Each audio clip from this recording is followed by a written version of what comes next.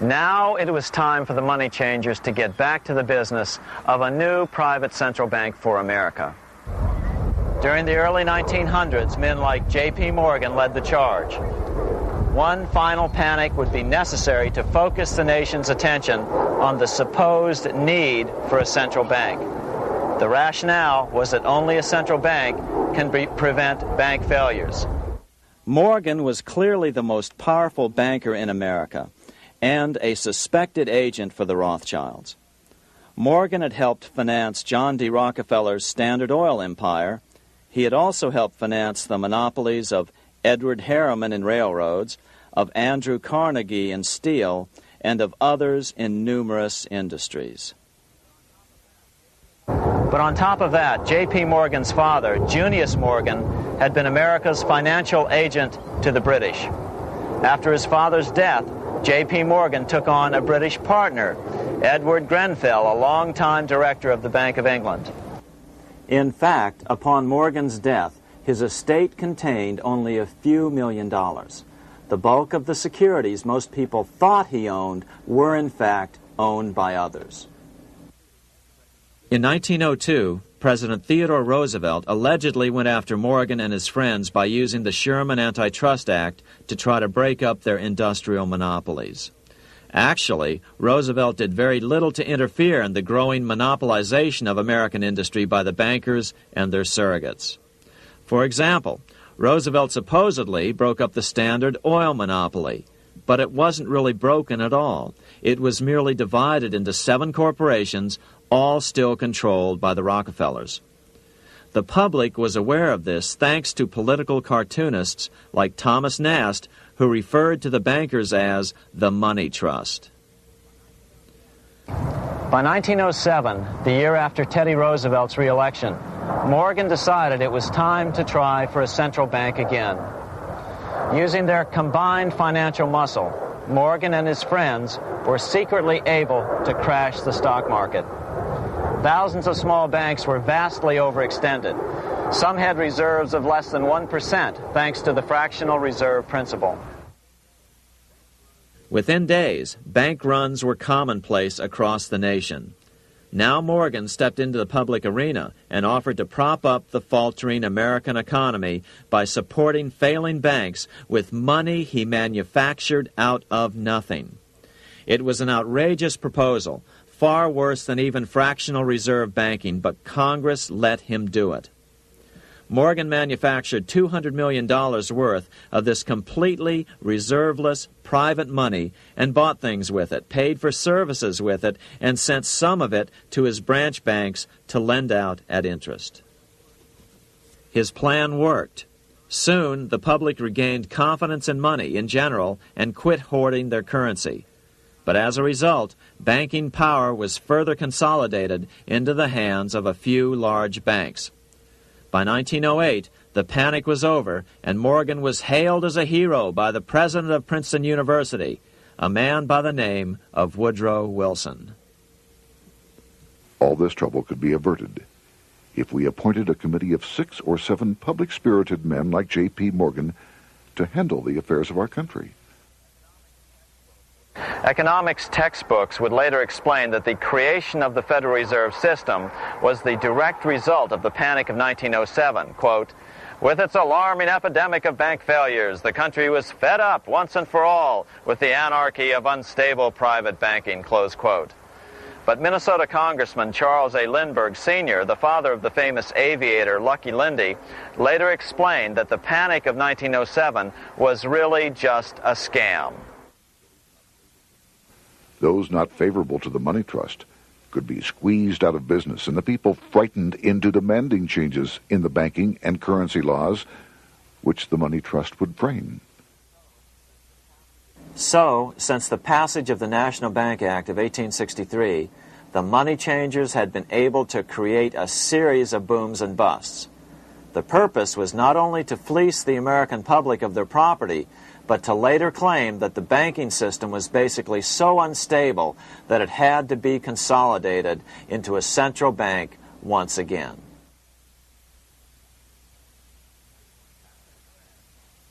After the crash, Teddy Roosevelt, in response to the panic of 1907, signed into law a bill creating something called the National Monetary Commission. The commission was to study the banking problem and make recommendations to Congress. Of course, the commission was packed with Morgan's friends and cronies. The chairman was a man named Senator Nelson Aldrich from Rhode Island. Aldrich represented the Newport, Rhode Island homes of America's richest banking families. His daughter married John D. Rockefeller, Jr., and together they had 5 sons: John, Nelson, who would become vice president in 1974, Lawrence, Winthrop, and David, the head of the Council on Foreign Relations and former chairman of Chase Manhattan Bank. As soon as the National Monetary Commission was set up, Senator Aldrich immediately embarked on a 2-year tour of Europe, where he consulted at length with the private central bankers in England, France, and Germany. The total cost of his trip alone to the taxpayers was $300,000, an astronomical sum in those days. Shortly after his return, on the evening of November 22, 1910, some of the wealthiest and most powerful men in America boarded Senator Aldrich's private rail car and in the strictest secrecy journeyed to this place, Jekyll Island, off the coast of Georgia. With the group came Paul Warburg. Warburg had been given a $500,000 per year salary to lobby for the passage of a privately owned central bank in America by the investment firm Kuhn, Loeb and Company. Warburg's partner in this firm was a man named Jacob Schiff, the grandson of the man who shared the Greenshield house with the Rothschild family in Frankfurt. Schiff, as we'll find out later, was in the process of spending $20 million to finance the overthrow of the Tsar in Russia. These 3 European banking families, the Rothschilds, the Warburgs, and the Schiffs, were interconnected by marriage down through the years, just as their American banking counterparts, the Morgans, Rockefellers, and Aldriches were. Secrecy was so tight that all 7 primary participants were cautioned to use only first names to prevent servants from learning their identities. Years later, one participant, Frank Vanderlip, president of National City Bank of New York and a representative of the Rockefeller family, confirmed the Jekyll Island trip in a February 9, 1935 edition of the Saturday Evening Post. I was as secretive, indeed as furtive as any conspirator. Discovery, we knew, simply must not happen, or else all our time and effort would be wasted. If it were to be exposed that our particular group had got together and written a banking bill, that bill would have no chance whatever of passage by Congress. The participants came here to figure out how to solve their major problem, how to bring back a privately owned central bank. But there were other problems that needed to be addressed as well. First of all, the market share of the big national banks was shrinking fast. In the first 10 years of the century, the number of U.S. banks had more than doubled to over 20,000. By 1913, only 29% of all banks were national banks, and they held only 57% of all deposits. As Senator Aldrich later admitted in a magazine article,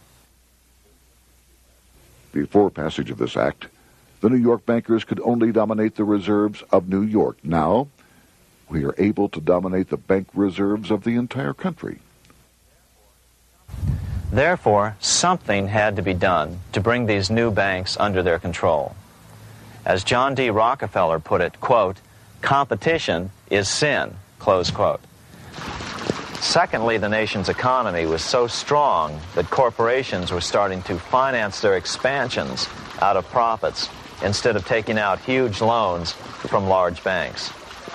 In the first 10 years of the new century, 70% of corporate funding came from profits. In other words, American industry was becoming independent of the money changers, and that trend had to be stopped. All the participants knew that these problems could be hammered out into a workable solution. But perhaps their biggest problem was a public relations problem, the name of the new bank.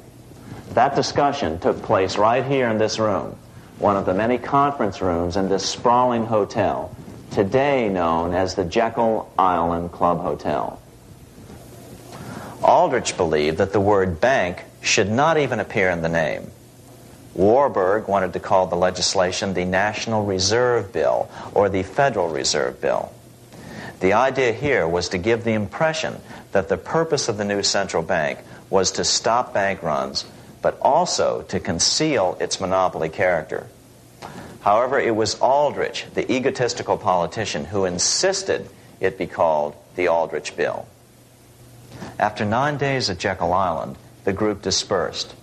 The new central bank would be very similar to the old Bank of the United States. It would be given a monopoly over U.S. currency and create that money out of nothing. How does the Fed create money out of nothing? It's a four-step process. But first, a word on bonds. Bonds are simply promises to pay, or government IOUs. People buy bonds to get a secure rate of interest. At the end of the term of the bond, the government repays the bond plus interest, and the bond is destroyed. There are about $3.6 trillion worth of these loans or bonds at present. Now here's the Fed money-making process. Step 1. The Federal Open Market Committee approves the purchase of U.S. bonds on the open market. Step 2. The bonds are purchased by the Fed from whoever is offering them for sale on the open market. Step 3. The Fed pays for the bonds with electronic credits to the seller's bank, which in turn credits the seller's bank account. The trick is that these credits are based on nothing. The Fed just creates them. Step 4. The banks use these deposits as reserves. They can loan out over 10 times the amount of their reserves to new borrowers, all at interest.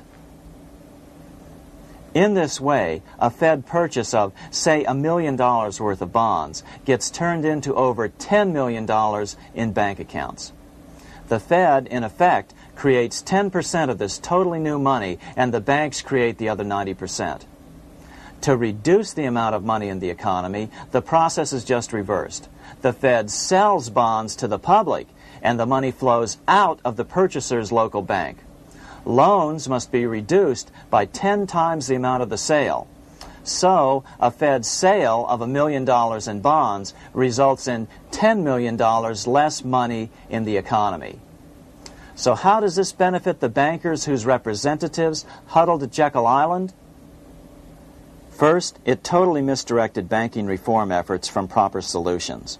Second, it prevented a proper debt-free system of government finance, like Lincoln's greenbacks, from making a comeback.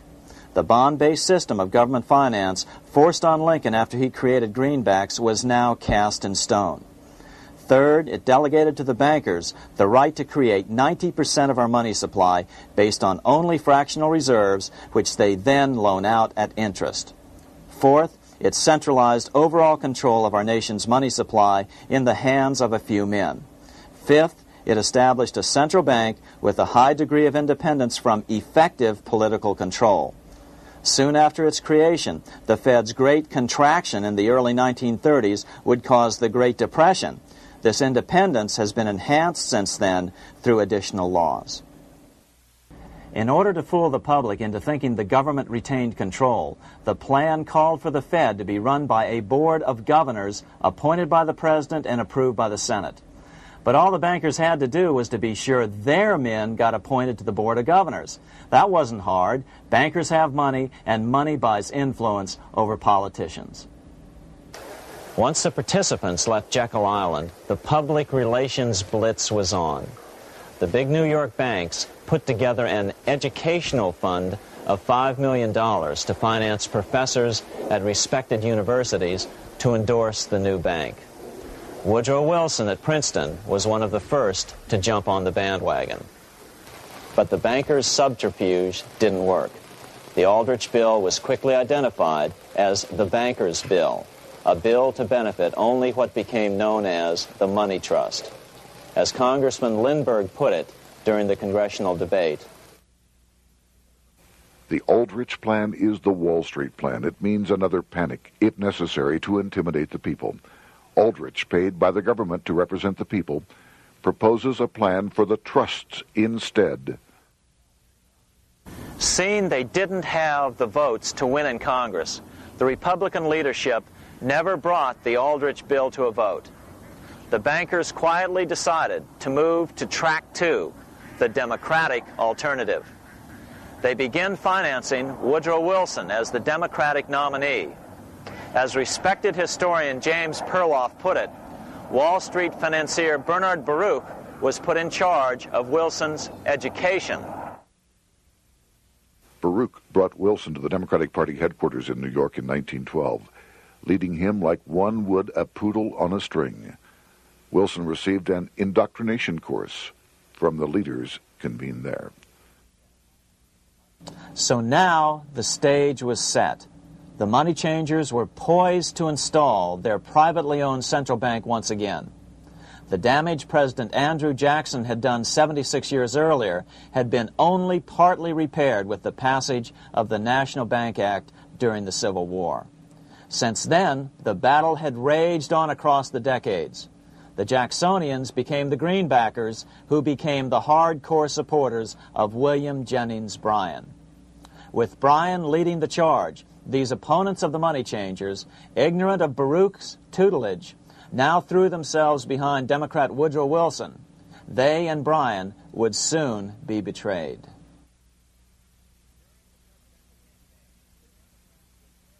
During the presidential campaign, the Democrats were careful to pretend to oppose the Aldrich bill. As Representative Lewis McFadden, himself a Democrat, as well as chairman of the House Banking and Currency Committee, explained it 20 years after the fact. The Aldrich bill was condemned in the platform. When Woodrow Wilson was nominated, the men who ruled the Democratic Party promised the people that if they were returned to power, there would be no central bank established here while they held the reins of government. 13 months later, that promise was broken, and the Wilson administration, under the tutelage of those sinister Wall Street figures who stood behind Colonel House, established here in our free country the worm-eaten, monarchical institution of the King's Bank, to control us from the top downward and to shackle us from the cradle to the grave. Once Wilson was elected, Morgan, Warburg, Baruch, and company advanced a new plan, which Warburg named the Federal Reserve System. The Democratic leadership hailed the new bill, called the Glass-Owen Bill, as something radically different from the Aldrich Bill. But in fact, the bill was virtually identical in every important detail. In fact, so vehement were the Democratic denials of similarity that Paul Warburg, the father of both bills, had to step in to reassure his paid friends in Congress that the two bills were virtually identical. Brushing aside the external differences affecting the shells, we find the kernels of the two systems very closely resembling and related to one another. But that admission was for private consumption only. Publicly, the money trust trotted out Senator Aldrich and Frank Vanderlip, the president of Rockefeller's National City Bank of New York and one of the Jekyll Island Seven, to oppose the new Federal Reserve System. Years later, however, Vanderlip admitted in the Saturday Evening Post that the two measures were virtually identical. Although the Aldrich Federal Reserve Plan was defeated when it bore the name Aldrich, nevertheless, its essential points were all contained in the plan that finally was adopted. As Congress neared a vote, they called Ohio attorney Alfred Crozier to testify. Crozier noted the similarities between the Aldrich bill and the Glass-Owen bill. The bill grants just what Wall Street and the big banks for 25 years have been striving for: private instead of public control of currency. It, the Glass-Owen bill, does this as completely as the Aldrich bill.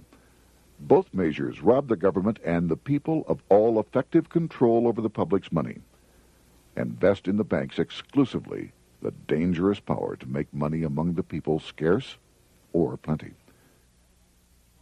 During the debate on the measure, senators complained that the big banks were using their financial muscle to influence the outcome. "There are bankers in this country who are enemies of the public welfare," said one senator. What an understatement. Despite the charges of deceit and corruption, the bill was finally snuck through the Senate on December 22, 1913, after most senators had left town for the holidays, after having been assured by the leadership that nothing would be done until long after the Christmas recess. On the day the bill was passed, Congressman Lindbergh prophetically warned his countrymen that this act establishes the most gigantic trust on earth. When the President signs this bill, the invisible government by the monetary power will be legalized. The people may not know it immediately, but the day of reckoning is only a few years removed. The worst legislative crime of the ages is perpetrated by this banking bill. On top of all this, only weeks earlier, Congress had finally passed a bill legalizing income tax. Why was the income tax law important? Because bankers finally had in place a system which would run up a virtually unlimited federal debt. How would the interest on this debt be repaid? Never mind the principal. Remember, a privately owned central bank creates the principal out of nothing. The federal government was small then. Up to then, it had subsisted merely on tariffs and excise taxes. No, just as with the Bank of England, the interest payments had to be guaranteed by direct taxation of the people. The money changers knew that if they had to rely on contributions from the states, eventually the individual state legislatures would revolt and either refuse to pay the interest on their own money or at least bring political pressure to bear to keep the debt small. It is interesting to note that in 1895, the Supreme Court had found a similar income tax law to be unconstitutional. The Supreme Court even found a corporate income tax law unconstitutional in 1909. As a result, Senator Aldrich hustled a bill for a constitutional amendment allowing income tax through the Congress. The proposed 16th Amendment to the Constitution was then sent to the state legislatures for approval. But some critics claim that the 16th Amendment was never ratified by the necessary 3/4 of the states. In other words, the 16th Amendment may not be legal. But the money changers were in no mood to debate the fine points. By October of 1913, Senator Aldrich had hustled the income tax bill through Congress. Without the power to tax the people directly and bypass the states, the Federal Reserve Bill would be far less useful to those who wanted to drive America deeply into their debt. A year after the passage of the Federal Reserve Bill, Congressman Lindbergh explained how the Fed created what we have come to call the business cycle and how they use it to their advantage. To cause high prices, all the Federal Reserve Board will do will be to lower the rediscount rate, producing an expansion of credit and a rising stock market. Then, when businessmen are adjusted to these conditions, it can check prosperity in mid-career by arbitrarily raising the rate of interest. It can cause the pendulum of a rising and falling market to swing gently back and forth by slight changes in the discount rate, or cause violent fluctuations by a greater rate variation. And in either case, it will possess inside information as to financial conditions and advanced knowledge of the coming change, either up or down. This is the strangest, most dangerous advantage ever placed in the hands of a special privileged class by any government that ever existed. The system is private, conducted for the sole purpose of obtaining the greatest possible profits from the use of other people's money. They know in advance when to create panics to their advantage. They also know when to stop panic. Inflation and deflation work equally well for them when they control finance. Congressman Lindbergh was correct on all points. What he didn't realize was that most European nations had already fallen prey to the central bankers decades or centuries earlier.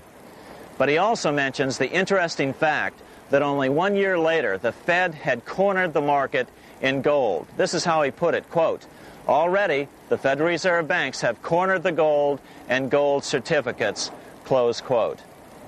But Congressman Lindbergh was not the only critic of the Fed. Congressman Lewis McFadden, the chairman of the House Banking and Currency Committee from 1920 to 1931, remarked that the Federal Reserve Act brought about a superstate controlled by international bankers and international industrialists acting together to enslave the world for their own pleasure. Notice how McFadden saw the international character of the stockholders of the Federal Reserve. Another chairman of the House Banking and Currency Committee in the 1960s, Wright Patman from Texas, put it this way. In the United States today, we have in effect two governments. We have the duly constituted government, then we have an independent, uncontrolled, and uncoordinated government in the Federal Reserve System, operating the money powers which are reserved to Congress by the Constitution. Even the inventor of the electric light, Thomas Edison, joined the fray in criticizing the system of the Federal Reserve. If our nation can issue a dollar bond, it can issue a dollar bill. The element that makes the bond good makes the bill good also. The difference between the bond and the bill is the bond lets money brokers collect twice the amount of the bond and an additional 20%, whereas the currency pays nobody but those who contribute directly in some useful way. It is absurd to say that our country can issue $30 million in bonds and not $30 million in currency. Both are promises to pay. But one promise fattens the usurers, and the other helps the people. 3 years after the passage of the Federal Reserve Act, even President Wilson began to have second thoughts about what had been unleashed during his first term in office. We have come to be one of the worst ruled, one of the most completely controlled governments in the civilized world, no longer a government of free opinion, no longer a government by a vote of the majority, but a government by the opinion and duress of a small group of dominant men. Some of the biggest men in the United States in the field of commerce and manufacture are afraid of something. They know that there is a power somewhere so organized, so subtle, so watchful, so interlocked, so complete, so pervasive, that they had better not speak above their breath when they speak in condemnation of it. Before his death in 1924, President Wilson realized the full extent of the damage he had done to America when he confessed, "I have unwittingly ruined my government." So finally, the money changers, those who profit by manipulating the amount of money in circulation, had their privately owned central bank installed again in America. The major newspapers, which they also owned, hailed passage of the Federal Reserve Act of 1913, telling the public that now depressions could be scientifically prevented. The fact of the matter was that now depressions could be scientifically created.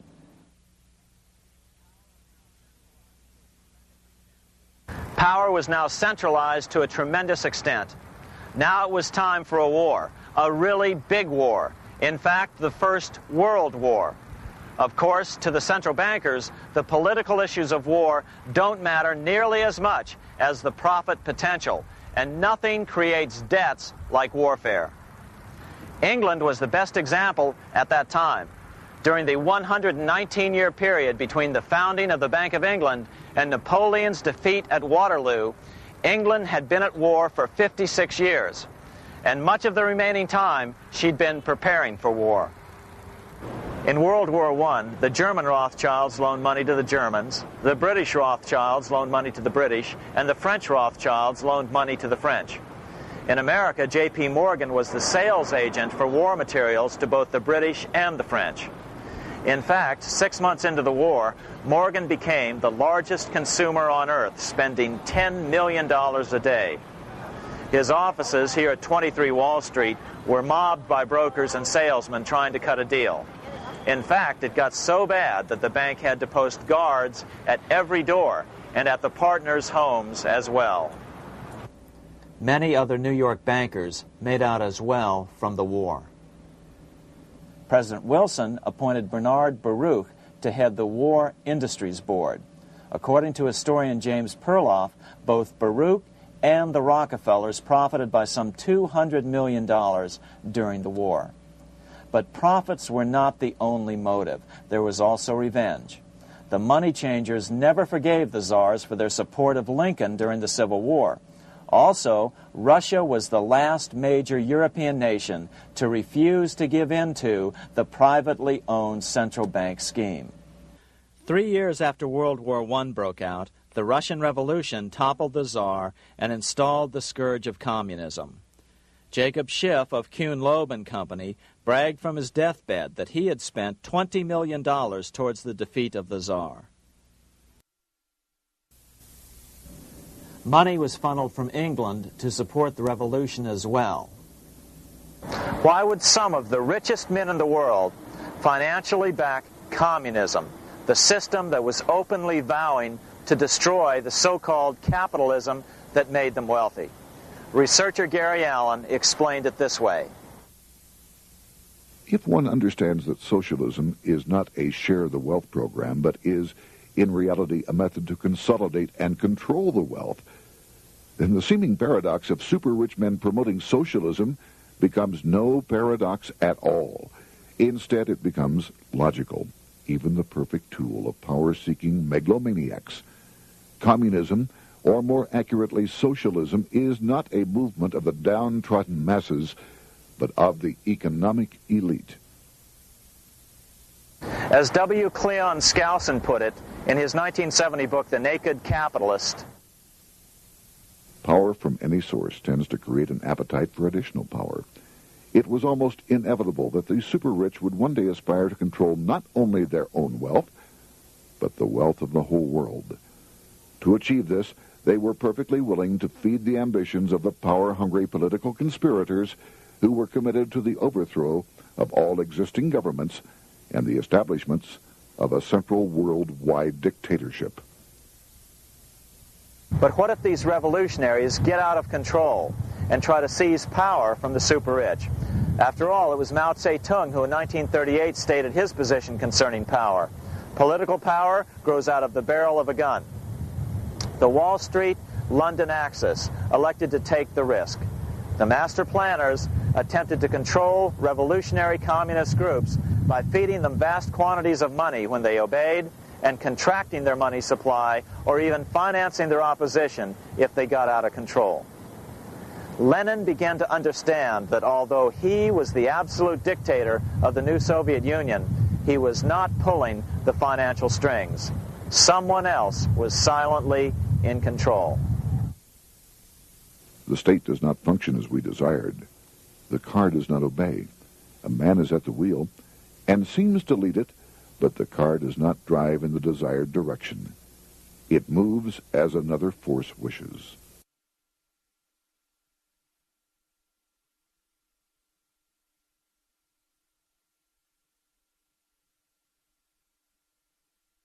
Who is behind it? Representative Louis T. McFadden, the chairman of the House Banking and Currency Committee throughout the 1920s and into the Great Depression years of the 1930s, explained it this way. The course of Russian history has indeed been greatly affected by the operations of international bankers. The Soviet government has been given United States Treasury funds by the Federal Reserve Board, acting through the Chase Bank. England has drawn money from us through the Federal Reserve banks and has relent it at high rates of interest to the Soviet government. The Dnipro Dam was built with funds unlawfully taken from the United States Treasury by the corrupt and dishonest Federal Reserve Board and the Federal Reserve banks. In other words, the Fed and the Bank of England, at the behest of the international bankers who controlled them, were creating a monster, one which would fuel 7 decades of unprecedented communist revolution, warfare, and most importantly, debt. In case you think there's some chance that the money changers got communism going and then lost control, in 1992, the Washington Times reported that Russian President Boris Yeltsin was upset that most of the incoming foreign aid was being siphoned off, quote, straight back into the coffers of Western banks in debt service, close quote. No one in his right mind would claim that a war as large as World War I had a single cause. Wars are complex things with many causative factors. But on the other hand, it would also be equally foolish to ignore as a prime cause of World War I those who would profit the most from the war. The role of the money changers is no wild conspiracy theory. They had a motive, a short-ranged, self-serving motive, as well as a long-range political motive of advancing totalitarian governments, with the money changers maintaining the financial clout to control whatever politician might emerge as the leader. Next, we'll see what the money changers' ultimate political goal is for the world.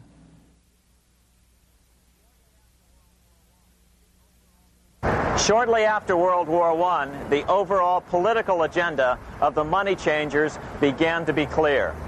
Now that they controlled national economies individually, the next step was the ultimate form of consolidation, world government. The new world government proposal was given top priority at the Paris Peace Conference after World War I. It was called the League of Nations, but much to the surprise of Paul Warburg and Bernard Baruch, who attended the peace conference with President Wilson, the world was not yet ready to dissolve national boundaries. Nationalism still beats strong in the human breast. For example, Lord Curzon, the British Foreign Secretary, called the League of Nations a good joke, even though it was the stated policy of the British government to support it. To the humiliation of President Wilson, the U.S. Congress wouldn't ratify the League either. Despite the fact that it had been ratified by many other nations, without money flowing from the U.S. Treasury, the League died. After World War I, the American public had grown tired of the internationalist policies of Democrat Woodrow Wilson. In the presidential election of 1920, Republican Warren Harding won a landslide victory with over 60% of the vote. Harding was an ardent foe of both Bolshevism and the League of Nations. His election, which opened a 12-year run of Republican presidents in the White House, led to an unprecedented era of prosperity known as the Roaring Twenties. Despite the fact that the war had brought America a debt 10 times larger than its Civil War debt, still the American economy surged. Gold had poured into the country during the war, and it continued to do so afterwards. In the early 1920s, the governor of this bank, the Federal Reserve Bank of New York, a man named Benjamin Strong, met frequently with the secretive and eccentric governor of the Bank of England, Montague Norman. Norman was determined to replace the gold England had lost to the U.S. during World War I and return the Bank of England to its former position of dominance in world finance. On top of that, rich with gold, the American economy might get out of control again, just like it had done after the Civil War. During the next 8 years, under the presidencies of Harding and Coolidge, the huge federal debt built up during World War I was cut by 38%, down to $16 billion, the greatest percentage drop in U.S. history. During the election of 1920, Warren Harding and Calvin Coolidge ran against James Cox, the governor of Ohio, and the little-known Franklin D. Roosevelt, who had previously risen to no higher post than President Wilson's Assistant Secretary of the Navy. After his inauguration, Harding moved quickly to formally kill the League of Nations. Then he quickly moved to reduce domestic taxes while raising tariffs to record heights. Now, this was a revenue policy of which most of the Founding Fathers would certainly have approved. His second year in office, Harding took ill on a train trip in the West and suddenly died. Although no autopsy was performed, the cause was said to be either pneumonia or food poisoning. When Coolidge took over, he continued Harding's domestic economic policy of high tariffs on imports while cutting income taxes. As a result, the economy grew at such a rate that net revenue still increased. Now that had to be stopped. So just as they'd done so frequently before, the money changers decided it was time to crash the American economy. The Federal Reserve began flooding the country with money. They increased the money supply by 62% during these years. Money was plentiful. This is why it was known as the Roaring Twenties. Before his death in 1919, former President Teddy Roosevelt warned the American people what was going on. As reported in the March 27, 1922 edition of the New York Times, Roosevelt said, "These international bankers and Rockefeller Standard Oil interests control the majority of newspapers and the columns of these papers to club into submission or drive out of public office officials who refuse to do the bidding of the powerful, corrupt cliques which compose the invisible government." Just one day before, in the New York Times, the mayor of New York, John Hylan, quoted Roosevelt and blasted those he saw as taking control of America, its political machinery, and its press. The warning of Theodore Roosevelt has much timeliness today, for the real menace of our republic is this invisible government which, like a giant octopus, sprawls its slimy length over city, state, and nation. It seizes in its long and powerful tentacles our executive officers, our legislative bodies, our schools, our courts, our newspapers, and every agency created for the public protection. To depart from mere generalizations, let me say that at the head of this octopus are the Rockefeller Standard Oil interest and a small group of powerful banking houses generally referred to as the international bankers. The little coterie of powerful international bankers virtually run the United States government for their own selfish purposes. They practically control both parties, write political platforms, make cat's paws of party leaders, use the leading men of private organizations, and resort to every device to place in nomination for high public office only such candidates as will be amenable to the dictates of corrupt big business. These international bankers and Rockefeller Standard Oil interests control the majority of newspapers and magazines in this country. Why didn't people listen to such strong warnings and demand that Congress reverse its 1913 passage of the Federal Reserve Act? Because remember, it was the 1920s. A steady increase in bank loans contributed to a rising market. In other words, just as it is today, in times of prosperity, no one wants to worry about economic issues. But there was a dark side to all this prosperity. Businesses expanded and became strung out on credit. Speculation in the booming stock market became rampant. Although everything looked rosy, it was a castle made of sand. When all was in readiness, in April of 1929, Paul Warburg, the father of the Federal Reserve, sent out a secret advisory warning his friends that a collapse and nationwide depression was certain. In August of 1929, the Fed began to tighten money. It is not a coincidence that the biographies of all the Wall Street giants of that era, John D. Rockefeller, J.P. Morgan, Bernard Baruch, etc., all marvel that they got out of the stock market just before the crash and put all their assets in cash or gold. On October 24th, 1929, the big New York bankers called in their 24-hour broker call loans. This meant that both stockbrokers and customers had to dump their stocks on the market to cover their loans, no matter what price they had to sell them for. As a result, the market tumbled, and that day was known as Black Thursday. According to John Kenneth Galbraith, writing in The Great Crash, 1929, at the height of the selling frenzy, Bernard Baruch brought Winston Churchill into the visitors' gallery of the New York Stock Exchange here to witness the panic and impress him with his power over the wild events down on the floor. Congressman Louis McFadden, chairman of the House Committee on Banking and Currency from 1920 to 1931, knew who to blame. He accused the Fed and the international bankers of orchestrating the crash. It was not accidental. It was a carefully contrived occurrence. The international bankers sought to bring about a condition of despair here so that they might emerge as rulers of us all. But McFadden went even farther.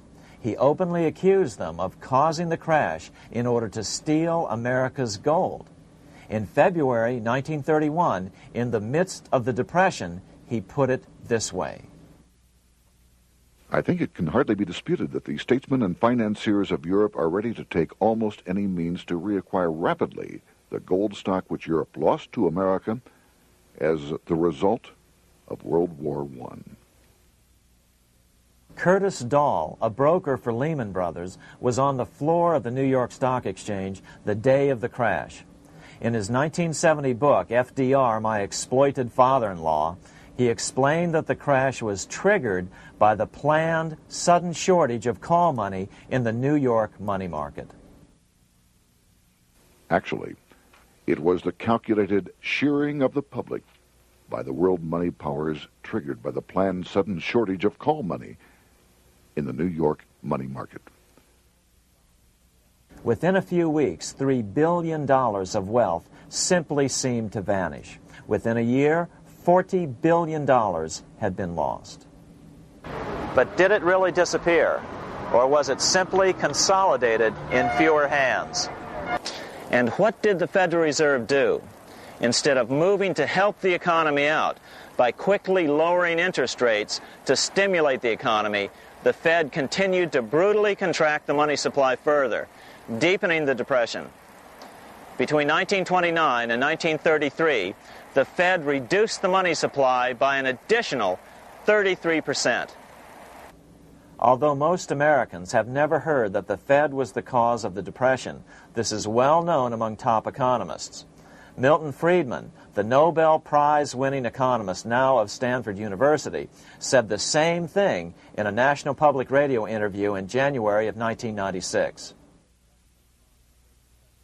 The Federal Reserve definitely caused the Great Depression by contracting the amount of currency in circulation by 1/3 from 1929 to 1933. But the money lost by most Americans during the Depression didn't just vanish. It was just redistributed into the hands of those who had gotten out just before the crash and had purchased gold, which is always a safe place to put your money just before a depression. But America's money also went overseas. Incredibly, as President Hoover was heroically trying to rescue banks and prop up businesses, with millions of Americans starving as the Great Depression deepened, millions of dollars were being spent rebuilding Germany from damage sustained during World War I. 8 years before Hitler would invade Poland, Representative Louis McFadden, chairman of the House Banking and Currency Committee, warned Congress that Americans were paying for Hitler's rise to power. After World War I, Germany fell into the hands of the German international bankers. Those bankers bought her, and they now own her lock, stock, and barrel. They have purchased her industries, they have mortgages on her soil, they control her production, they control all her public utilities. The international German bankers have subsidized the present government of Germany, and they have also supplied every dollar of the money Adolf Hitler has used in his lavish campaign to build up a threat to the government of Brüning. When Brüning fails to obey the orders of the German international bankers, Hitler is brought forth to scare the Germans into submission. Through the Federal Reserve Board, over $30 billion of American money has been pumped into Germany. You have all heard of the spending that's taken place in Germany. Modernistic dwellings, her great planetariums, her gymnasiums, her swimming pools, her fine public highways, her perfect factories. All this was done on our money. All this was given to Germany through the Federal Reserve Board. The Federal Reserve Board has pumped so many billions of dollars into Germany that they dare not name the total. Franklin D. Roosevelt was swept into office during the 1932 presidential election. Once Roosevelt was in office, however, sweeping emergency banking measures were immediately announced, which did nothing but increase the Fed's power over the money supply. Then, and only then, did the Fed finally begin to loosen the purse strings and feed new money out to the starving American people. At first, Roosevelt railed against the money changers as being the cause of the Depression. Believe it or not, This is what he said on March 4th, 1933, in his inaugural address. Practices of the unscrupulous money changers stand indicted in the court of public opinion, rejected by the hearts and minds of men. The money changers have fled from their high seats in the temple of our civilization. But 2 days later, Roosevelt declared a bank holiday and closed all banks. Later that year, Roosevelt outlawed private ownership of all gold bullion and all gold coins with the exception of rare coins. Most of the gold in the hands of the average American was in the form of gold coins. The new decree was, in effect, a confiscation. Those who didn't comply risk as much as 10 years in prison and a $10,000 fine, the equivalent of $100,000 today. Out in small-town America, some people didn't trust Roosevelt's order. Many were torn between keeping their hard-earned wealth or obeying the government. Those who did turn in their gold were paid the official price for it, $20.66 per ounce. So unpopular was the confiscation order that no one anywhere in government would take credit for authoring it. No congressman claimed it. At the signing ceremony, President Roosevelt made it clear to all present that he was not the author of it and publicly stated that he had not ever read it. Even his Secretary of the Treasury said he'd never read it either, saying it was, quote, what the experts wanted. Roosevelt convinced the public to give up their gold by saying that pooling the nation's resources was necessary to get America out of the Depression. With great fanfare, he ordered a new bullion depository built to hold the mountain of gold the U.S. government was illegally confiscating.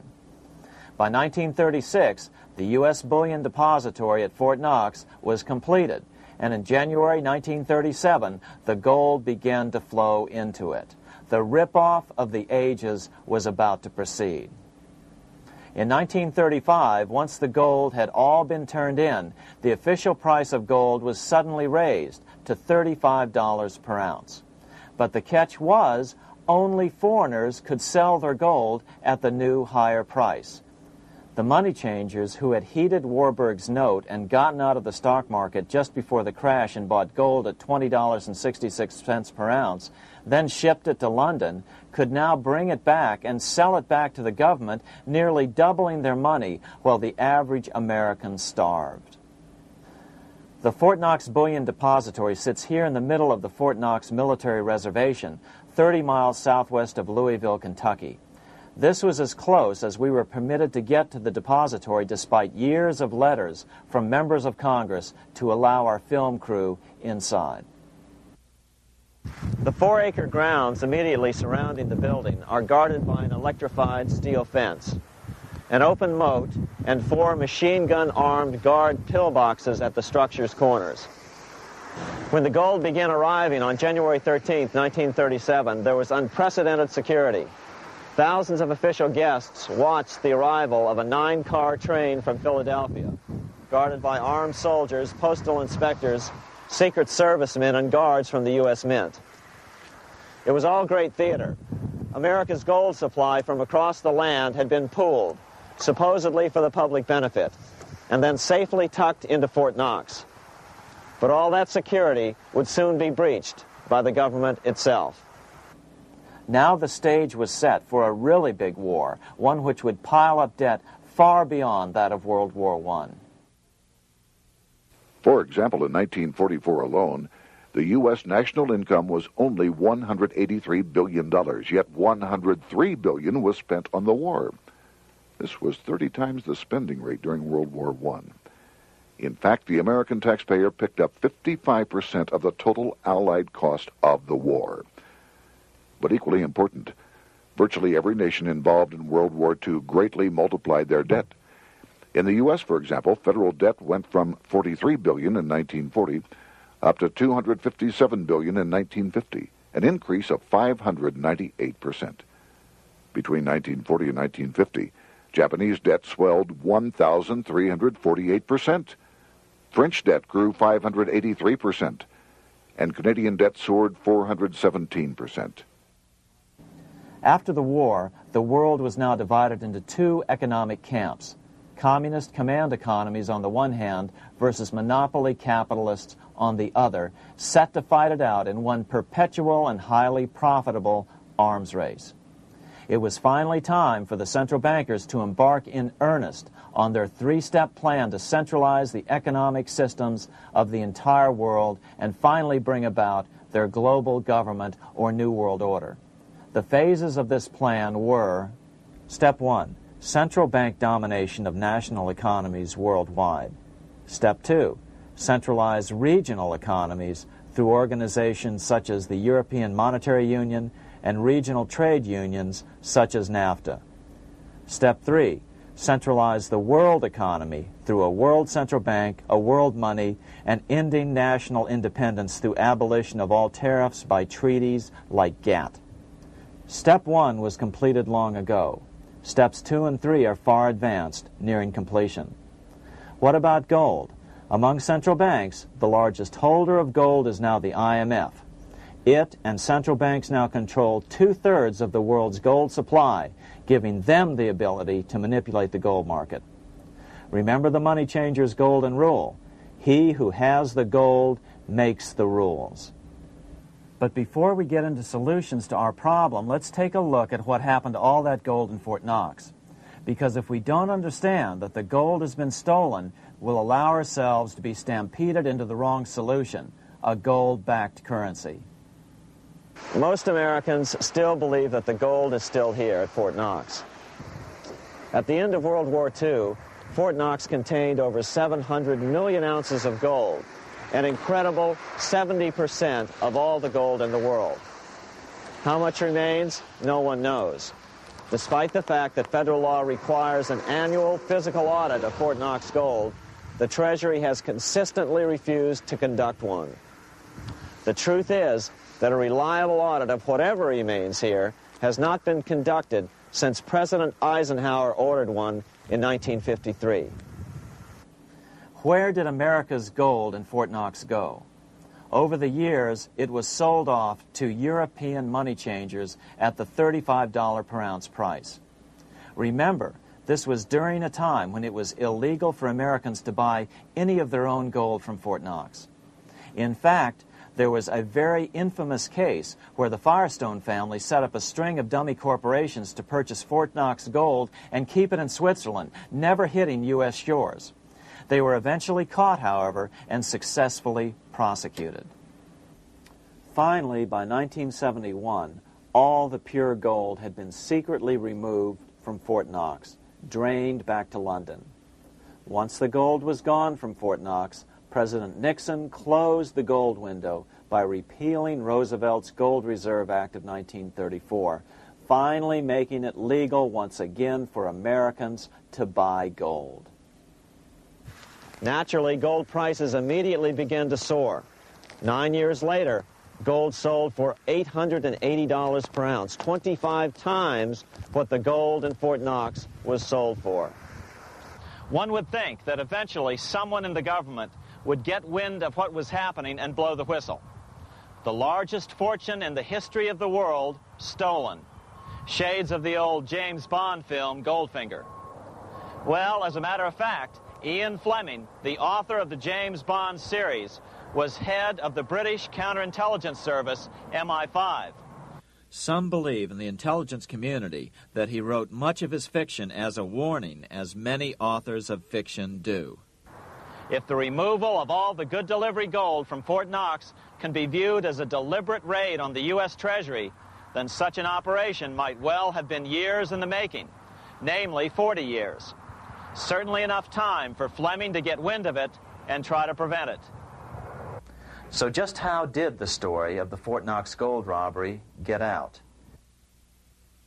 It all started with an article in a New York periodical in 1974. The article charged that the Rockefeller family was manipulating the Federal Reserve to sell off Fort Knox gold at bargain basement prices to anonymous European speculators. 3 days later, the anonymous source of the story, Louise Auchincloss Boyer, mysteriously fell to her death from the window of her 10th floor apartment in New York. How would Mrs. Boyer have known of the Rockefeller connection to the Fort Knox gold heist? She was the longtime secretary of Nelson Rockefeller. For the next 14 years, this man, Ed Durrell, a wealthy Ohio industrialist, devoted himself to a quest for the truth concerning the Fort Knox gold. He wrote thousands of letters to over 1,000 government and banking officials, trying to find out how much gold was really left and where the rest of it had gone. Edith Roosevelt, the granddaughter of President Teddy Roosevelt, questioned the actions of the government in a March 1975 edition of the New Hampshire Sunday News. Allegations of missing gold from our Fort Knox vaults are being widely discussed in European financial circles. But what is puzzling is that the administration is not hastening to demonstrate conclusively that there is no cause for concern over our gold treasure, if indeed it is in a position to do so. Unfortunately, Ed Durrell never did accomplish his primary goal, a full audit of the gold reserves in Fort Knox. It's incredible that the world's greatest treasure has had little accounting or auditing. This gold belonged to the American people, not the Federal Reserve and their foreign owners. One thing is certain, the government could blow all of this speculation away in a few days with a well-publicized audit under the searing lights of media cameras. It has chosen not to do so. One must conclude that they are afraid of the truth such an audit would reveal. What is the government so afraid of? Here's the answer. When President Ronald Reagan took office in 1981, his conservative friends urged him to study the feasibility of returning to a gold standard as the only way to curb government spending. It sounded like a reasonable alternative, so President Reagan appointed a group of men called the Gold Commission to study the situation and report back to Congress. What Reagan's Gold Commission reported back to Congress in 1982 was the following shocking revelation concerning gold. The U.S. Treasury owned no gold at all. All the gold that was left in Fort Knox was now owned by the Federal Reserve, a group of private bankers, as collateral against the national debt. The truth of the matter is that never before has so much money been stolen from the hands of the general public and put into the hands of a small group of private investors, the money changers.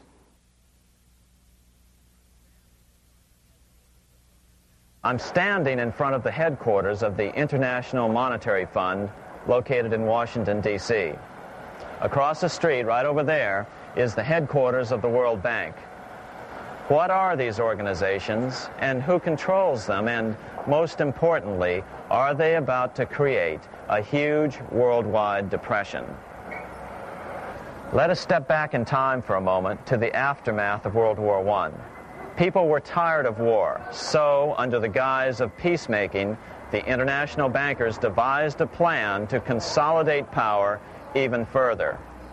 Claiming only an international government would stem the tide of world wars, the money changers pushed forward a proposal for world government which stood on 3 legs. A world central bank to be called the Bank of International Settlements, a world judiciary to be called the World Court located in The Hague, the Netherlands, and a world executive and legislature to be called the League of Nations. As President Clinton's mentor, Georgetown historian Carroll Quigley wrote in his 1966 book, Tragedy and Hope, the powers of financial capitalism had a far-reaching plan, nothing less than to create a world system of financial control in private hands, able to dominate the political system of each country and the economy of the world as a whole. This system was to be controlled in a feudalistic fashion by the central banks of the world, acting in concert by secret agreements arrived at in frequent meetings and conferences. The apex of the system was to be the Bank for International Settlements in Bâle, Switzerland, a private bank owned and controlled by the world central banks, which were themselves private corporations. Each central bank sought to dominate its government by its ability to control treasury loans, to manipulate foreign exchanges, to influence the level of economic activity in the country, and to influence cooperative politicians by subsequent economic rewards in the business world. Despite intense pressure from the international bankers and the press, a handful of U.S. senators, led by Senator Henry Cabot Lodge, kept the U.S. out of these schemes. Without U.S. participation, the League was doomed. Incredibly, even though the U.S. rejected the World Central Bank, the BIS, the New York Federal Reserve ignored its government and arrogantly sent representatives to Switzerland to participate in the central bankers' meeting right up until 1994, when the U.S. was finally officially dragged into it. Their world government schemes thwarted, the bankers resorted to the old formula: another war to wear down the resistance to world government while reaping handsome profits. To this end, Wall Street helped resurrect Germany through the Thyssen banks, which were affiliated with the Harriman interest in New York, just as the Chase Bank had assisted in the financing of the Bolshevik Revolution in Russia during World War I. Chase Bank was controlled by the Rockefeller family. Subsequently, it was merged with Warburg's Manhattan Bank to form the Chase Manhattan Bank. Now this has merged with Chemical Bank of New York, making it the largest Wall Street bank. Their strategy worked. Even before World War II was over, world government was back on track. In 1944, at Bretton Woods, New Hampshire, the International Monetary Fund and the World Bank were approved with full U.S. participation. The Second League of Nations, renamed the United Nations, was approved in 1945. Soon, a new international court system was functioning as well. All effective opposition to these international bodies before the war had evaporated in the heat of war, just as planned. These new organizations simply repeated on a world scale what the National Banking Act of 1864 and the Federal Reserve Act of 1913 had established in the U.S. They created a banking cartel composed of the world's central banks, which gradually assumed the power to dictate credit policies to the banks of all the nations. For example, just as the Federal Reserve Act authorized the creation of a new national fiat currency called Federal Reserve Notes, the IMF has been given the authority to issue a world fiat money called Special Drawing Rights, or SDRs. To date, the IMF has created in excess of $30 billion worth of SDRs. Member nations are being pressured to make their currencies fully exchangeable for SDRs. In 1968, Congress approved laws authorizing the Fed to accept SDRs as reserves in the U.S. and to issue Federal Reserve notes in exchange for SDRs. What does that mean? It means that in the U.S., SDRs are already a part of our lawful money. And what about gold? SDRs are already partially backed by gold. And with 2/3 of world gold now in the hands of central banks, the money changers can go about structuring the world's economic future in whichever way they deem most profitable. Keep in mind, just as the Fed is controlled by its Board of Governors, the IMF is controlled by its Board of Governors, which are either the heads of the different central banks or the heads of the various national treasury departments dominated by their central banks. Voting power in the IMF gives the U.S. and the U.K., that is to say the Fed and the Bank of England, effective control. Just as the Fed controls the amount of money in the U.S., the BIS, IMF, and World Bank control the money supply for the world. So we see the repetition of the old goldsmith's fraud replicated on the national scale with central banks like the Fed and on the international scale by the three arms of the World Central Bank. Is this organization of the BIS, the IMF, and the World Bank, which we refer to collectively as the World Central Bank, presently expanding and contracting world credit? Yes. Regulations put into effect in 1988 by the BIS required the world's bankers to raise their capital and reserves to 8% of liabilities by 1992. Increased capital requirements put an upper limit to the fractional reserve lending, similar to the way cash reserve requirements do. What has this seemingly insignificant regulation made in a Swiss city 8 years ago meant to the world? It means our banks cannot loan more and more money to buy more and more time before the next depression, as a maximum loan ratio is now set. It means those nations with the lowest bank reserves in their systems have already felt the terrible effects of this credit contraction as their banks scrambled to raise money to increase their reserves to 8%. To raise the money, they had to sell stocks, which depressed their stock markets and began the depression first in their countries. Japan, which in 1988 had among the lowest capital and reserve requirements, and thus was the most affected by the regulation, has experienced a financial crash which began almost immediately in 1989, which has wiped out a staggering 50% of the value of its stock market since 1990 and 60% of the value of its commercial real estate. The Bank of Japan has lowered its interest rates to 0.5%, practically giving away money to resurrect the economy, but still the depression worsens. Due to the $20 billion U.S. bailout of Mexico, the financial collapse in that nation is already known here.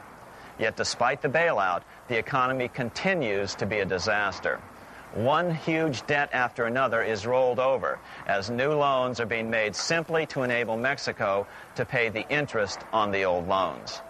In the south of Mexico, the poor have been in open revolt as every spare peso is being siphoned out of the country to make interest payments. It is important to note that a radical transfer of power is taking place as nations become subservient to a supranational world central bank controlled by a handful of the world's richest bankers. As the IMF creates more and more SDRs by the stroke of a pen on IMF ledgers, more and more nations borrow them to pay interest on their mounting debts and gradually fall under the control of the faceless bureaucrats of the World Central Bank. As the worldwide depression worsens and spreads, this will give the World Central Bank the power of economic life and death over these nations. It will decide which nations will be permitted to receive further loans and which nations will starve. Despite all the rhetoric about development and the alleviation of poverty, the result is a steady transfer of wealth from the debtor nations to the money changers' central banks which control the IMF and the World Bank. For example, in 1992, the Third World debtor nations, which borrowed from the World Bank, paid $198 million more to the central banks of the developed nations for World Bank-funded purposes than they received from the World Bank. All this increases their permanent debt in exchange for temporary relief of poverty caused by prior borrowings. Already, these repayments exceed the amount of the new loans. By 1992, Africa's external debt had reached $290 billion, 2.5 times greater than in 1980, resulting in skyrocketing infant mortality rates and unemployment, deterioration of schools, housing, and the general health of the people. The entire world faces the immeasurable suffering already destroying the Third World and now Japan, all for the benefit of the money changers. As one prominent Brazilian politician put it, "The Third World War has already started. It is a silent war, not for that reason any less sinister. The war is tearing down Brazil, Latin America, and practically all the Third World. Instead of soldiers dying, there are children. It is a war over the Third World debt, one which has as its main weapon interest, a weapon more deadly than the atom bomb, more shattering than a laser beam."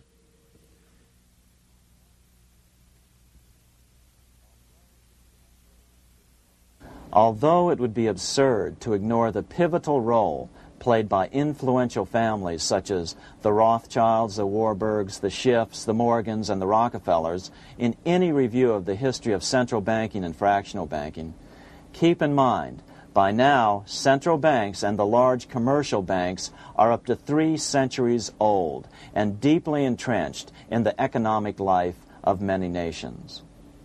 These banks are no longer dependent on clever individuals such as a Nathan Rothschild. Years ago, the question of ownership was important, but no longer. For example, both the Bank of England and the Bank of France were nationalized after World War II, and nothing changed, nothing at all. They endure and continue to grow, now protected by numerous laws, paid politicians, and mortgaged media, untouched by the changing of generations. 3 centuries have given them an aura of respectability. The old school tie is now worn by the 6th generation son, who's been raised in a system that he may never question as he is named to serve on the governing boards of countless philanthropic organizations. To focus attention today on individuals or families, or to attempt to sort out the current holders of power, serves little useful purpose and would be a distraction from the cure. The problem is far bigger than that.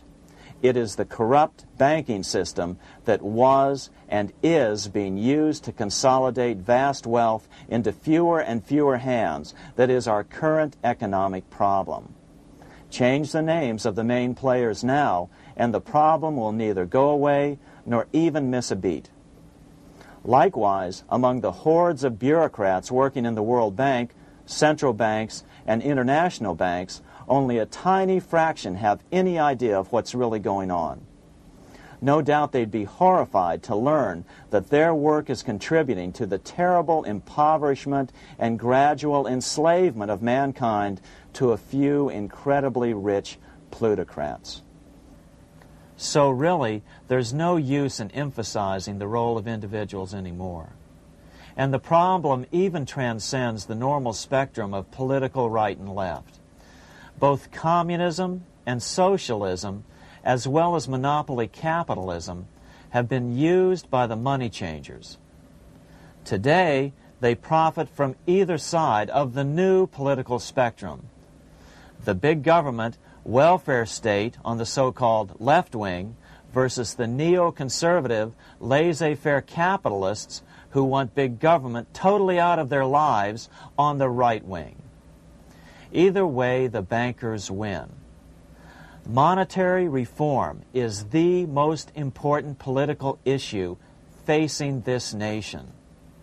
That clarified, let's proceed to the conclusions in the spirit Lincoln declared, with malice towards none, with charity towards all. At the start of this video, we ask a number of troubling questions. Let's be sure we've answered them. What's going on in America today? Why are we over our heads in debt? Why can't the politicians bring debt under control? Why are we over our heads in debt? Because we're laboring under a debt money system that is designed and controlled by private bankers. Now, some will argue that the Federal Reserve System is a quasi-governmental agency. But the President appoints only 2 of the 7 members of the Federal Reserve Board of Governors every 4 years. And he appoints them to 14-year terms, far longer than his own. The Senate does confirm those appointments, but the whole truth is that the President wouldn't dare appoint anyone to that board of whom Wall Street does not approve. Of course, this does not preclude the possibility that some honorable men may be appointed to the Board of Governors. But the fact is that the Fed is specifically designed to operate independently of our government, as are nearly all other central banks. Some argue that the Fed promotes monetary stability. We saw the current head of the Bank of England, Eddie George, claim that this was the most important role of a central bank. In fact, the Fed's record of stabilizing the economy shows it to be a miserable failure in this regard. Within the first 25 years of its existence, the Fed caused 3 major economic downturns, including the Great Depression, and for the last 30 years has shepherded the American economy into a period of unprecedented inflation. Again, this is not some wild conspiracy theory. It's a well-known fact among top economists. As Nobel Prize-winning economist Milton Friedman put it, the stock of money, prices, and output was decidedly more unstable after the establishment of the Federal Reserve System than before. The most dramatic period of instability in output was, of course, the period between the 2 wars, which includes the severe monetary contractions of 1920-21, 1929-33, and 1937-38. No other 20-year period in American history contains as many as 3 such severe contractions. This evidence persuades me that at least a third of the price rise during and just after World War I is attributable to the establishment of the Federal Reserve System, and that the severity of each of the major contractions, 1920-21, 1929-33, and 1937-38, is directly attributable to acts of commission and omission by the reserve authorities. Any system which gives so much power and so much discretion to a few men so that mistakes, excusable or not, can have such far-reaching effects is a bad system. It is a bad system to believers in freedom just because it gives a few men such power without any effective check by the body politic. This is the key political argument against an independent central bank. To paraphrase Clemenceau, money is much too serious a matter to be left to the central bankers. We must learn from our history before it is too late. Why can't politicians control the federal debt? Because all our money is created out of debt. Again, it's a debt money system. Our money is created initially by the purchase of U.S. bonds. The public buys bonds like savings bonds, the banks buy bonds, foreigners buy bonds, and when the Fed wants to create more money in the system, it buys bonds, but pays for them with a simple bookkeeping entry which it creates out of nothing. Then this new money, created by the Fed, is multiplied by a factor of 10 by the banks thanks to the fractional reserve principle. So although the banks don't create currency, they do create checkbook money or deposits by making new loans. They even invest some of this created money. In fact, over $1 trillion of this privately created money has been used to purchase U.S. bonds on the open market, which provides the banks with roughly $50 billion in interest, risk-free, each year, less the interest they pay to some depositors.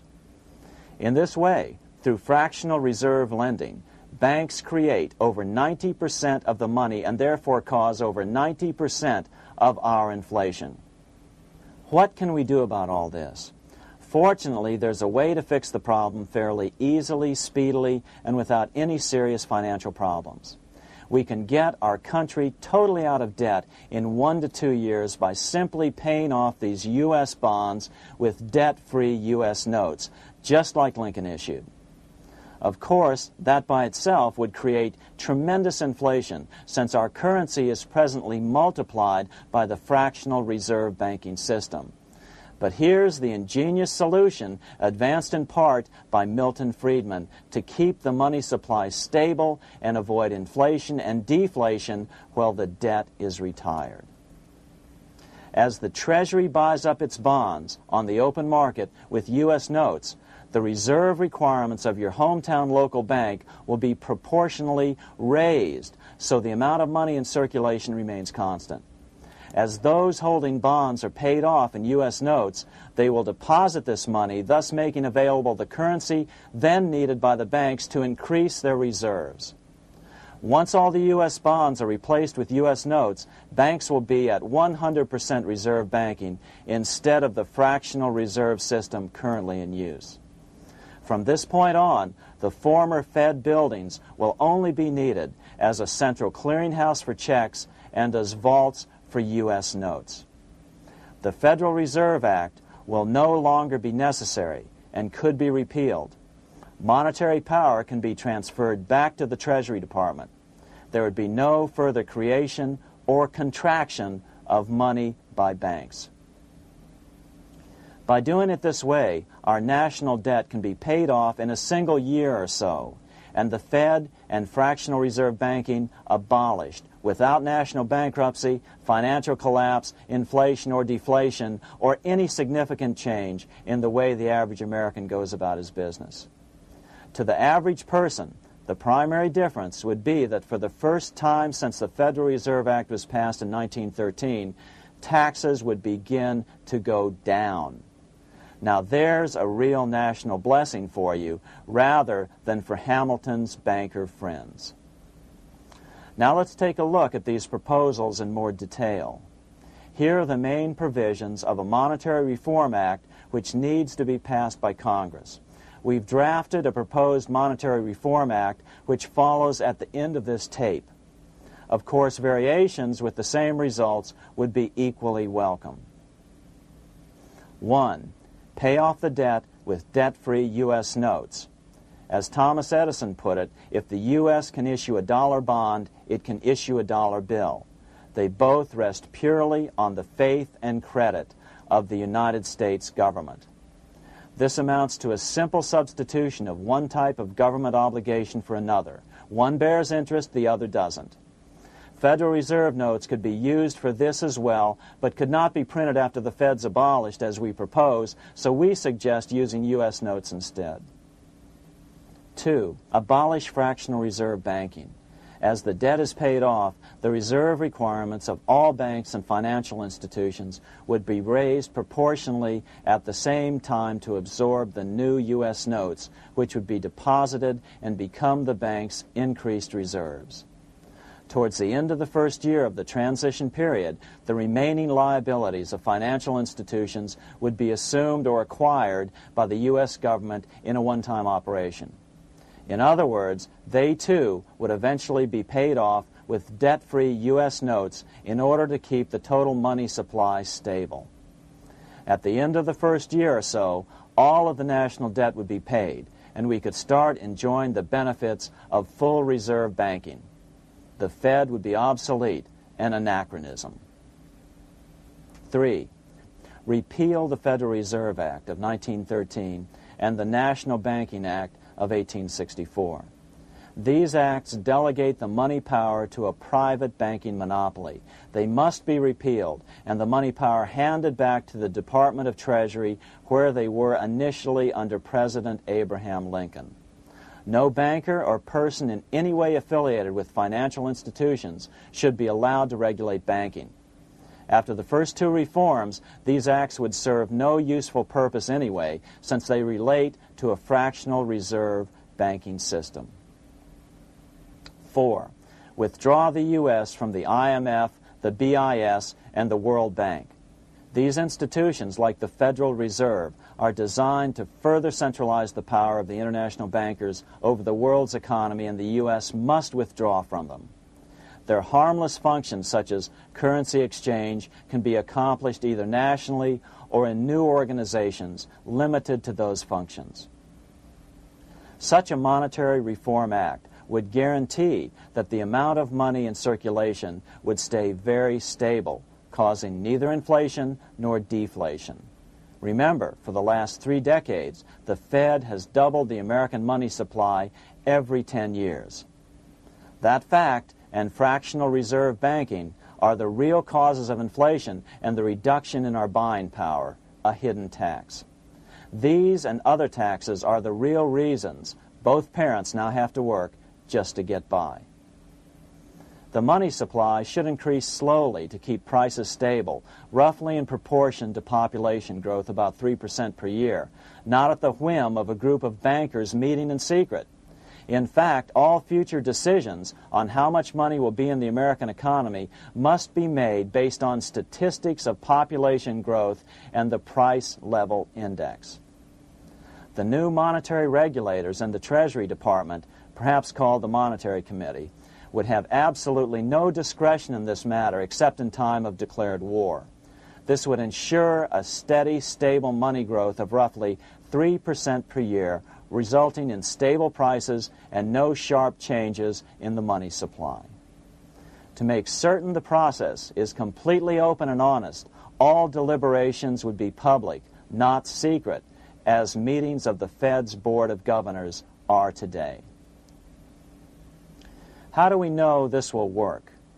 Because these steps remove the two major causes of economic instability, the Fed and fractional reserve banking, and the newest one as well, the BIS, Bank of International Settlements. But most importantly, the danger of a severe depression would be eliminated.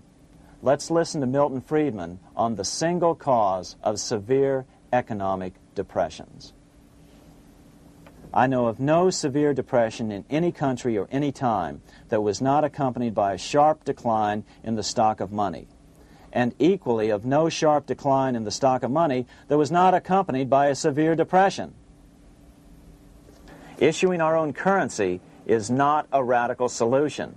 It's been advocated by Presidents Jefferson, Madison, Jackson, Van Buren, and Lincoln. But it's been used at different times throughout Europe as well. Perhaps the best example is one of the small islands off the coast of France in the English Channel. Called Guernsey, it's been using debt-free money issues to pay for large building projects for nearly 200 years. Here we are on Guernsey, and this is the Guernsey flower and vegetable market. Guernsey is one of the most successful examples of just how well a debt-free money system can work. In 1815, a committee was appointed to investigate how best to finance this new market. The impoverished island could not afford more new taxes, so the state's fathers decided to try a revolutionary idea: issue their own paper money. They were just colorful paper notes, backed by nothing, but the people of this tiny island agreed to accept them and trade with them. To be sure they circulated widely, they were declared to be good for the payment of taxes. Of course, this idea was nothing new.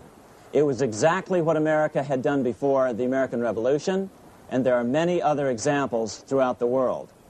But it was new to Guernsey, and it worked miracles. This market is still in use, and remember, it was built for no debt to the people of this island state. But what if we follow Guernsey's example? How would the bankers react to these reforms? Certainly the international bankers' cartel will oppose reforms that do away with their control of the world's economies as they have in the past. But it is equally certain that Congress has the constitutional authority and responsibility to authorize the issuance of debt-free money, U.S. notes, and to reform the very banking laws it ill-advisedly enacted. Undoubtedly, the bankers will claim that issuing debt-free money will cause severe inflation or make other dire predictions. But remember, it is fractional reserve banking which is the real cause of over 90% of all inflation, not whether debt-free U.S. notes are used to pay for government deficits. In the current system, any spending excesses on the part of Congress are turned into more debt bonds, and the 10% purchased by the Fed are then multiplied many times over by the bankers, causing over 90% of all inflation.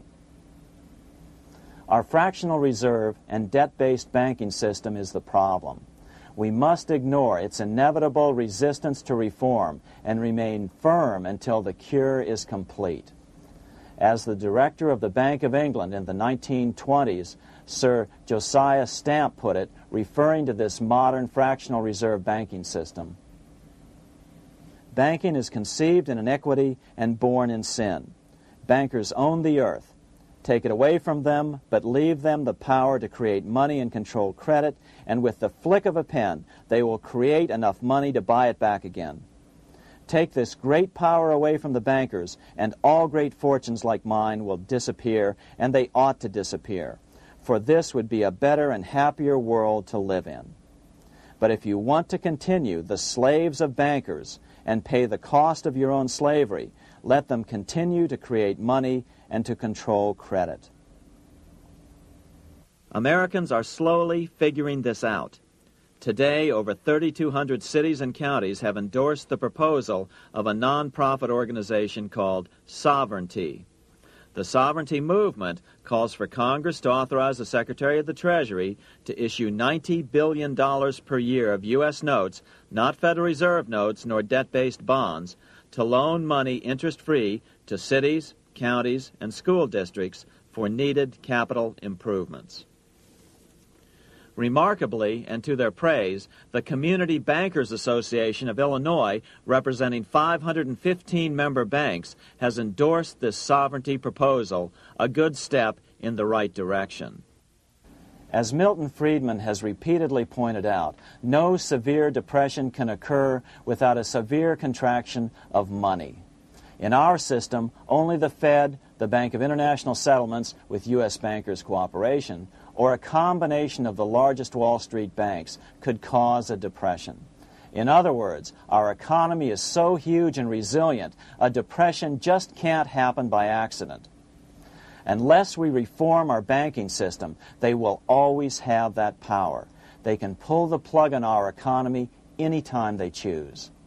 The only solution is to abolish the Fed and the fractional reserve banking system and withdraw from the BIS.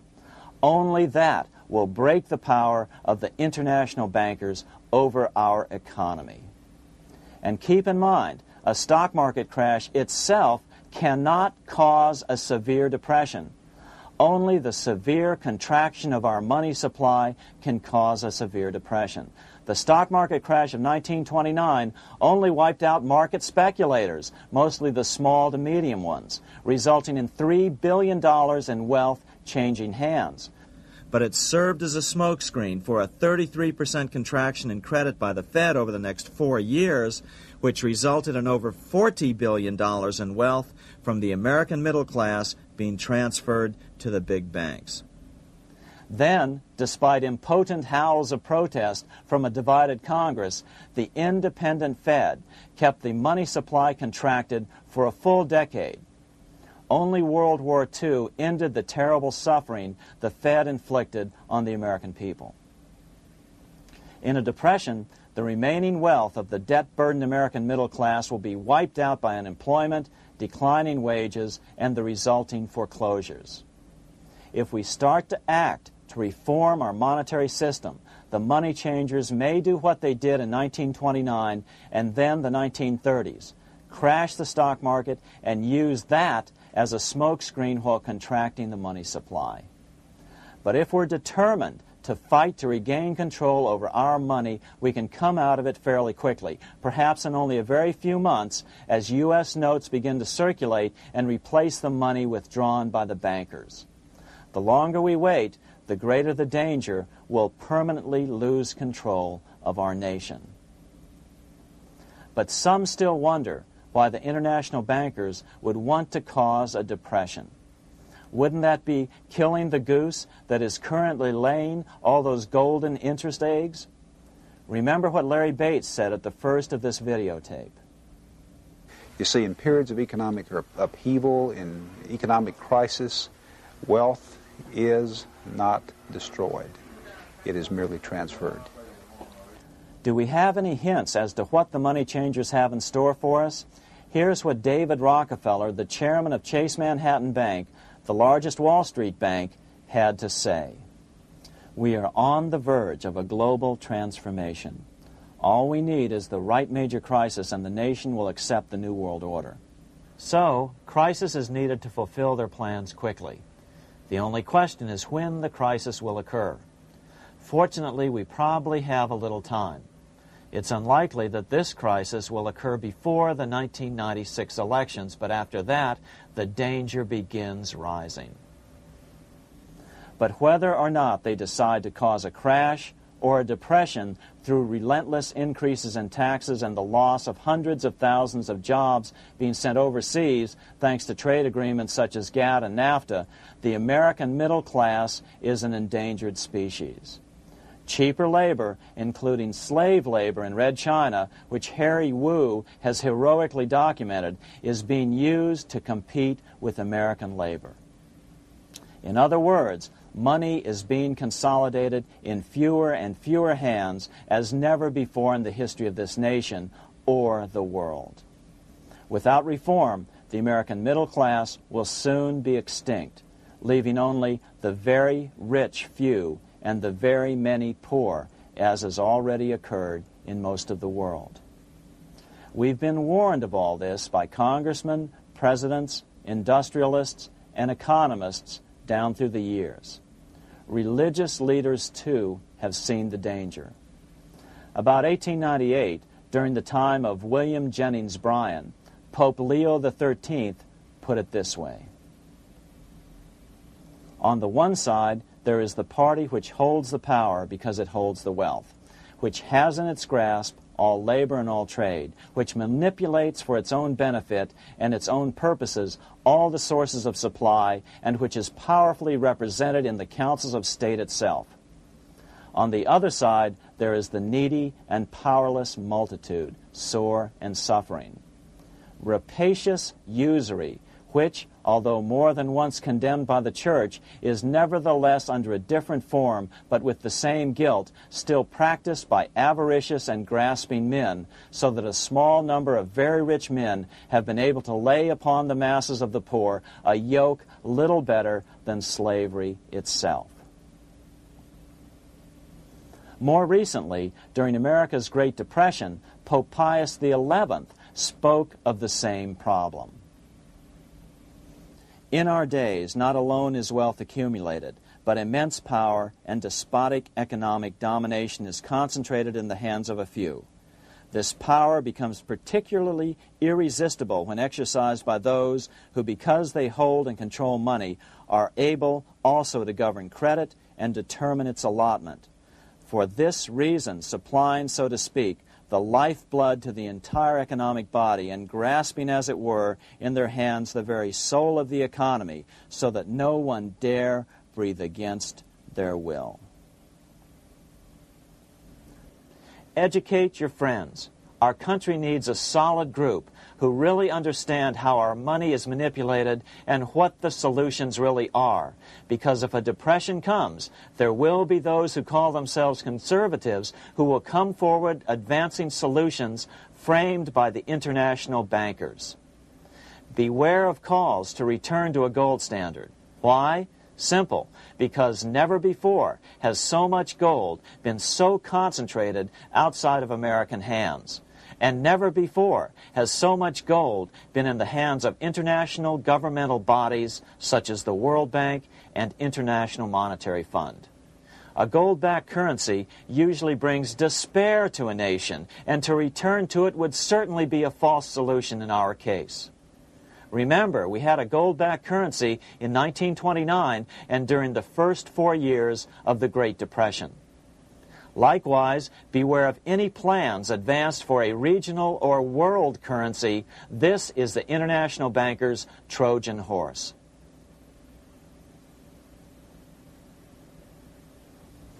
Educate your member of Congress. It only takes a few persuasive members to make the others pay attention. Most congressmen just don't understand the system.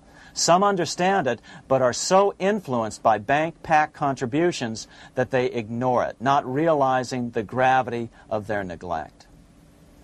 We hope we've made a valuable contribution to the national debate on monetary reform.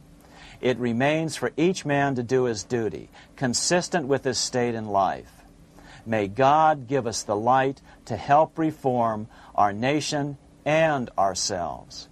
We say ourselves because ultimately vast multitudes of men are going to be driven more and more to desperation by the accumulation of the world's wealth in fewer and fewer hands. Men will tend to become like their oppressors, selfish and greedy. Rather, let's keep in mind during this period of reform a warning not to lose sight of greater things, as Pope Pius XI put it. For what will it profit men that a more prudent distribution and use of riches make it possible for them to gain even the whole world, if thereby they suffer the loss of their own souls? What will it profit to teach them sound principles in economics if they permit themselves to be so swept away by selfishness, by unbridled and sordid greed, that hearing the commandments of the Lord, they do all things contrary?